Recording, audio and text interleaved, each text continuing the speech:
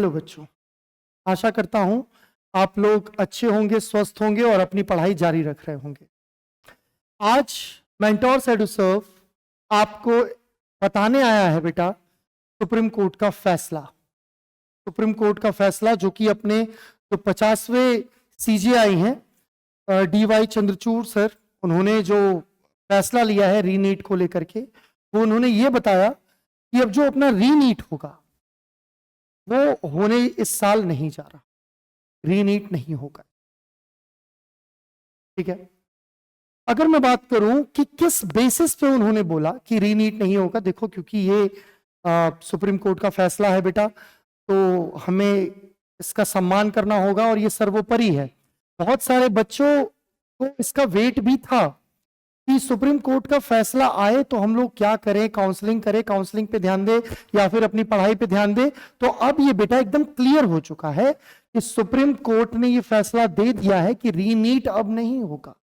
ठीक है ना, तो जो भी बच्चे, बहुत सारे ऐसे भी बच्चे होंगे जिनको दुख भी हुआ होगा कि काश रीनीट होता तो हम लोग और अच्छा परफॉर्म कर पाते, और बहुत सारे बच्चे अब आश्वस्त हो गए होंगे कि हमारा जो मार्क्स मिला आया है और जो मिला है उस पर हम लोगों को ये मेडिकल कॉलेज या वो मेडिकल कॉलेज मिल जाएगा, वो आश्वस्त हो चुके होंगे।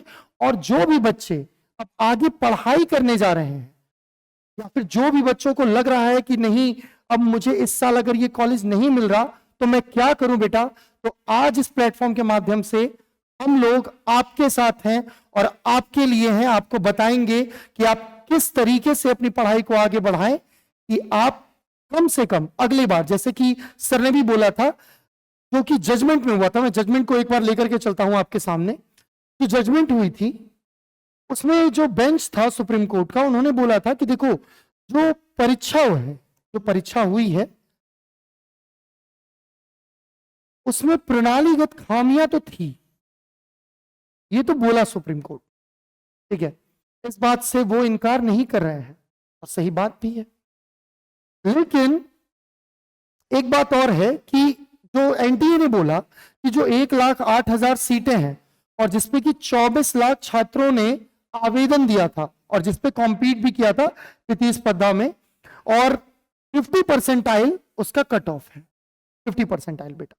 ठीक है, और इन्होंने ये भी बोला, जो हमारे क्या बोलते हैं सुप्रीम कोर्ट थे, उन्होंने बताया कि यह प्रस्तुत किया गया है कि पेपर लीक की प्रकृति में प्रणालीगत था। ऐसा उन्होंने बोला कि प्रकृति में प्रणालीगत था और संचारात्मक कमियों के साथ मिलकर कार्यवाही का एकमात्र स्वीकार तरीका रीटेस्ट करना होगा।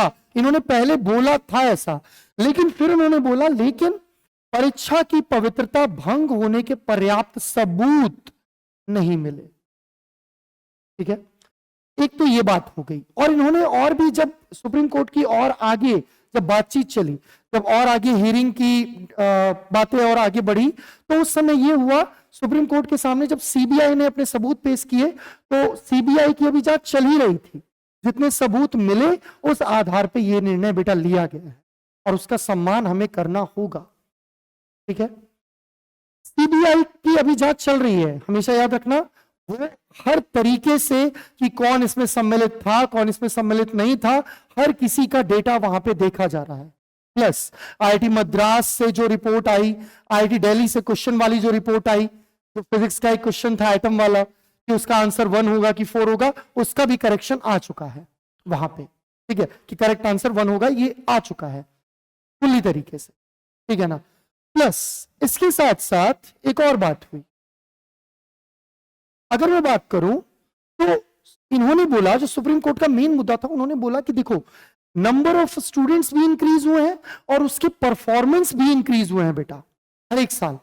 तो परफॉर्मेंस इंक्रीज हुआ है तो 720 में से बहुत सारे ऐसे छात्र हैं जो कि इस साल 650 प्लस 680 प्लस लेकर के आए हैं, मतलब परफॉर्मेंस इंक्रीज हो रहा है, तो आपको भी इवॉल्व होना होगा बेटा। ठीक है ना, आप अगर बढ़िया से मेहनत नहीं करोगे, अच्छे से तैयारी नहीं करोगे, सिली मिस्टेक्स करोगे, तो गलतियों से ही सीटें छूटती हैं बेटा मेडिकल कॉलेज की। तो अफसोस ना करें, अब अफसोस करने से क्या फायदा। ठीक है, अगर मान के चलो कि नीट में रिजल्ट नहीं हो पाया, लेट्स से कि हमें नहीं मिल पाया मेडिकल कॉलेज, एमबीबीएस सीट का जो हमारा सपना था वो नहीं मिल पाया, तो क्या हम पढ़ना छोड़ देंगे? क्या हम जीना छोड़ देंगे? नहीं, हम लोग लड़ेंगे उसके लिए, हम लोग फिर से एक बार खड़े होंगे, ठीक है?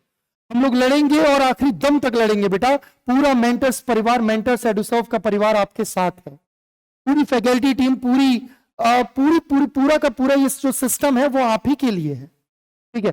मैं बोलना चाहता हूं पूरे देश के 24 लाख बच्चों को कि जो भी बच्चा पढ़ाई करना चाह रहा है, आर्थिक स्थिति से थोड़ा सा भी ऊपर नीचे कमजोर है, किसी भी तरीके की उसको मदद चाहिए, तो ये मेंटर्स परिवार हमेशा उसके लिए खड़ा है बेटा।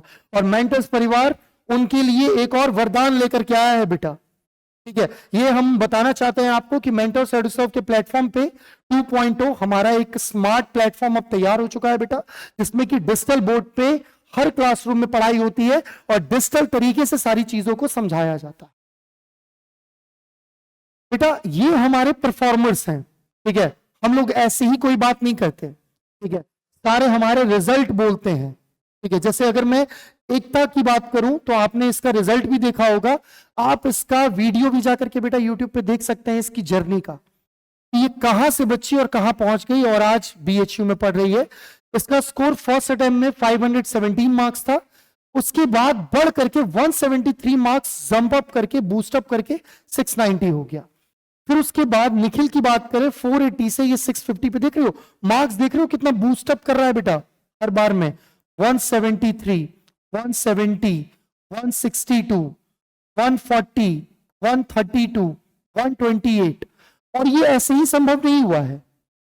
आपका जो सेल्फ स्टडी है, आपका जो मोटिवेशन है, आपका जो डेडिकेशन है और हमारा जो डायरेक्शन है बेटा, सिर्फ वही चीज है जिसने कि यहां तक इस रिजल्ट को पहुंचाया है। जब हम लोग साथ मिलकर के चलेंगे तो कोई भी मुश्किल से मुश्किल काम बेटा आसान कर सकते हैं।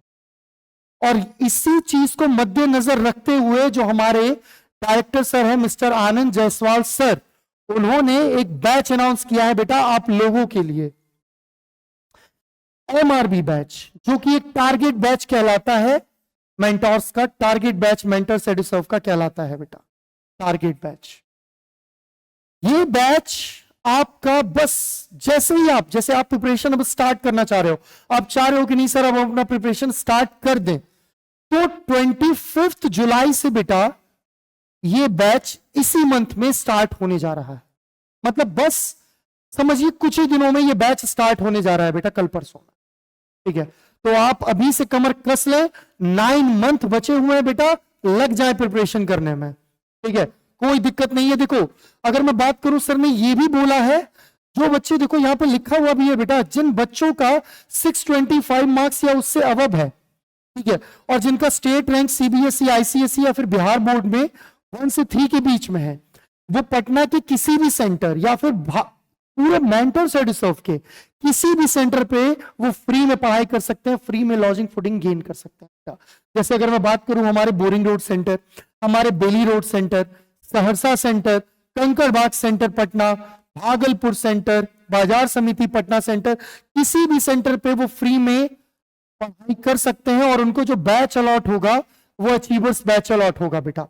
लॉजिंग फूडिंग के लिए उनको 1 भी रुपया देने की जरूरत नहीं है, वो फ्री में आकर के यहाँ पे पढ़ सकते हैं। देखो अगर मान के चलो कि किसी भी बच्चे का, मैं पूरे देश के बच्चों को बोलना चाह रहा हूं, कोई भी बच्चा अगर आर्थिक रूप से अगर उनके माता पिता उतने संबल नहीं है तो कोई दिक्कत नहीं है बेटा, हम लोग आपके साथ है, पूरा मेंटर्स फैमिली, पूरा मेंटर्स परिवार, पूरी मेंटर्स टीम आपके साथ है। आप एक बार हमारे साथ मिल करके अपना रिजल्ट, अपना भविष्य साकार करें, ठीक है? जैसे जिन बच्चों का 600 से 624 के बीच में है, उनका पढ़ना किसी भी सेंटर पे फ्री में है और उनको भी बैच अचीवर ही अलॉट होगा, बस उनको कुछ लॉजिंग फूडिंग में मिनिमल सा फीस देना होगा बस। और ये सारे बच्चों की देखो बेटा यहाँ पे प्लान्स दिए हुए हैं, हर एक बच्चे का यहाँ पे प्लान दिया हुआ है, ठीक है? बस उसको मिनिमल सी कुछ फी लगने जा रही है बस, ठीक है? बस हल्की सी मिनिमल सी फी लगने जा रही है। ये इसलिए ताकि आपको भी लगे कि नहीं हम लोग पढ़ रहे हैं, ठीक है, सही से काम कर रहे हैं हम लोग, कोई दिक्कत वाली बात नहीं है, हमें सारे सिस्टम सही से मिल रहे हैं और ये सारा सिस्टम आप ही के लिए है बेटा, ठीक है? तो 9 मंथ बचा हुआ है, फिर से लगे, पढ़ाई करें और मजबूत बने। आपको इन बच्चों की जर्नी देखिए, आप एक बार इन बच्चों की जर्नी देखिए, ठीक है। ये वही बच्चे हैं जिन्होंने की अपना साथ नहीं छोड़ा, फेथ अपने आप पे नहीं छोड़ा, ठीक है। हम लोगों के साथ हमेशा खड़े रहे, अपने टीचर्स पे इन्होंने फेथ किया, मेंटोर्स एडुसर्व के सिस्टम पे इन्होंने फेथ किया, और आज ये सब के सब मेडिकल कॉलेज में है बेटा, ठीक है। सारे के सारे मेडिकल कॉलेज, हर एक बच्चा यहाँ पे मेडिकल कॉलेज में, और ये मेंटोर्स एडुसर्व के प्लेटफॉर्म से ही हुआ है, ठीक है। तो ये सारा का सारा आपका फी वेवर है, तो दिक्कत होने की जरूरत नहीं है, और दिक्कत लेने की भी जरूरत नहीं है, आप लोगों को निराश होने की भी जरूरत नहीं है, हौसला खोने की भी जरूरत नहीं है, ठीक है ना।